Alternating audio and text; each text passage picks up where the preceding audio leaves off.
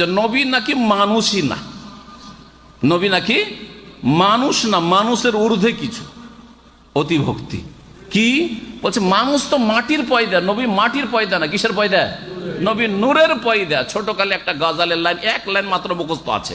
ছোটকালে গোটা গজালটা মুখস্থ করেছিলাম, ভুল গজাল বুঝতাম না অর্থ, সুর করে পড়তে ভালো লাগে, মুখস্থ করতাম, সবার শুনতাম, এই হলো অবস্থা, তাই না? আজকাল যারা গান শুনে ঠিক ওই রকমই প্রায়, হ্যাঁ, বুঝুক আর না বুঝুক, গাজাল ভালো ভালো এমন এমন ভারী ভারী ভাষা আছে, কিচ্ছু বুঝে না, কিন্তু সুরটাই ভালো লাগে তাকে। হ্যাঁ, তো ওইরকম আমরা ছোটকালে মুখস্থ করেছি নবী, হ্যাঁ, নবী নূরের পয়দা, ইয়াকিন করে জানো। শেষ একটা লাইন হচ্ছে নবী নূরের পয়দা, ইয়াকিন করে জানো, বিশ্বাস করতে হবে। জি হ্যাঁ, এখন শুনে নবী নূরের পয়দা না মাটির পয়দা, মেলা দলিল আছে। দুটো আয়াত শুধু বলবো আমি। আল্লাহ পাক বলছেন সূরা সাদের আয়াত নম্বর ৭১, ওয়াইজ কালা রব্বুকা লিল মালায়েকা, যখন হে নবী তোমার রব বললেন ফেরেশতাকে, ইন্নী খালিকুম বাশারান, আমি মানুষকে, কাকে সৃষ্টি করব? ইন্নী খালিকুন, সৃষ্টি করব কাকে? বাশারকে। বাশার মানে মানুষকে, মিন তিন, কাদামাটি দিয়ে। আমি বাশারকে, মানুষকে সৃষ্টি করব কাকে? কি দিয়ে? কাদামাটি দিয়ে। কোন মানুষকে কাদামাটি দিয়ে সৃষ্টি করা হয়েছিল? আদম আলাইহিস সালামকে, ঠিক না? তাহলে আদম কি দিয়ে সৃষ্টি হয়েছেন? হ্যাঁ, মাটি দিয়ে, এটা তো জানলেন। আর আদমকে যে সৃষ্টি করবেন তো আদম বলেননি, আদমকে কি বলেছেন? শব্দটি বাশার বলেছেন। কি বলেছেন? এ কথা বলেন যে আমি আদমকে সৃষ্টি করব, হ্যাঁ, মাটি দিয়ে। বলেছে ইন্নী খালিকুন বাশারান, আমি মানুষকে বাশারকে সৃষ্টি করব, মানুষকে সৃষ্টি করব কি দিয়ে? কাদা দিয়ে, মাটি দিয়ে। এটা সূরা সাদের আয়াত ৭১।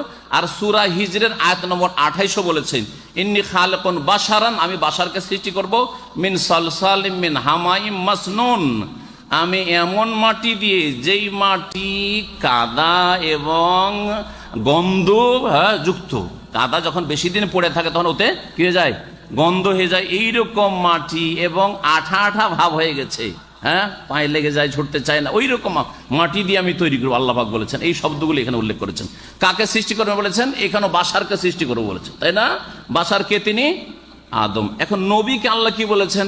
বাশার বলেছেন না মালাক বলেছেন? একটু আগে একটা আয়াত বললাম যে ওয়ালা আকুলু লাকুম ইন্নী মালাক, দেখো আমি কিন্তু ফেরেশতা না, তোমাদেরকে বলছি না যে আমি ফেরেশতা, মালাক। তার নবী মালাক, ফেরেশতা নন। এখন নবী কি তা শুনেন।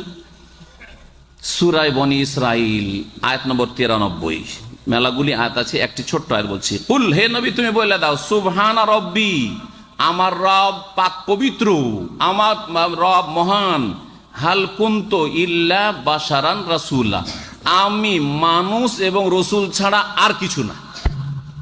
এর চাইতে স্পষ্ট কিছু না। হাল কুনতু, আমি কিছু নই, ইল্লা, একমাত্র কি, বাশারান, ভালো করে মনে হয় কি শব্দ এলো? বাশারান, বাশার, রাসূল। কি বললেন? নবীকে, মুহাম্মদ সাল্লাল্লাহু আলাইহি ওয়াসাল্লামকে বলেন, আপনারা বলেন কে? বাশার এবং রাসূল, বাশার এবং রাসূল। এই আয়াতকে রাখেন সূরা বনী ইসরাইল, হ্যাঁ, আয়াত নম্বর ৯৩। আরো মেলা আয়াত আছে কোরআনে কারীমে নবীকে বাশার বলা হয়েছে, কিন্তু একটা আয়াত মনে রাখেন। আর আগের যে দুই আয়াত বললাম, ওই আয়াতে কি বলা হয়েছে? বাশারকে কি দিয়ে তৈরি করব? আমি মনস্থ করেছি, আমি ইচ্ছা করেছি। আল্লাহ বলছেন আমি বাশারকে তৈরি করব কি দিয়ে? মিন তিনিন, মাটি দিয়ে। নবী হচ্ছেন বাশার, আর বাশারকে তৈরি করব কি দিয়ে? মাটি দিয়ে। তার নবী কিসের তৈরি? মাটির তৈরি। বোঝা গেছে? নূরের তৈরি বলে বেশি সম্মান করা হয়। ফেরেশতা কিসের তৈরি? নূরের তৈরি, হ্যাঁ, ঠিক না? আদম কিসের তৈরি? মাটির তৈরি। ফেরেশতাকে আদম সিজদা করেছিলেন না? ফেরেশতাকে আদম সিজদা করেনি কি? ও, আমি উল্টা করে দিয়েছি, তাই না? উল্টা করে দিয়েছি, হ্যাঁ। তো যাকে সিজদা করা হলো সে বড় না যারা সিজদা করলো তারা বড়? যাকে সিজদা করা হলো সে সব বেশি সম্মানিত, ঠিক না? তো আদমকে যখন সিজদা করানো হইলো ফেরেশতাদের দিয়ে, তাহলে আদম হচ্ছে, বা আদম সন্তান হচ্ছে বেশি সম্মানিত, ঠিক কিনা? তাহলে নবীকে যদি বলেন যে নূরের পয়দা, ফেরেশতারা কিসের পয়দা? নূরের পয়দা। নবীকে নূরের পয়দা যদি বলেন, মাটির পয়দা না, তাহলে নিচে নামালেন না উপরে উঠাইলেন? নিচে নামিয়ে দিলেন। বুঝে নিয়েছেন না? এখানে আমার আলোচনা শেষ। 10টি পয়েন্ট বললাম। সাল্লাল্লাহু আলাইহি ওয়াসাল্লাম নবিয়্যিনা মুহাম্মদ ওয়া আলা আলিহি ওয়া সাহবিহি আজমাইন। আল্লাহ পাক আমাদেরকে সকলকে হেদায়েত দান করেন, হেদায়েত কায়েম রাখেন। আল্লাহ পাক আমাদেরকে দুনিয়া আখিরাতের সুখ দান করেন, বালা মুসিবত থেকে হেফাজত করেন। মুসলিম ভাই বোনদের উপরে যে জুলুম অত্যাচার হচ্ছে সারা দুনিয়াতে আল্লাহ পাক তাদের হেফাজত করেন, তাদের বালা মুসিবত যেন দূর করে দেন।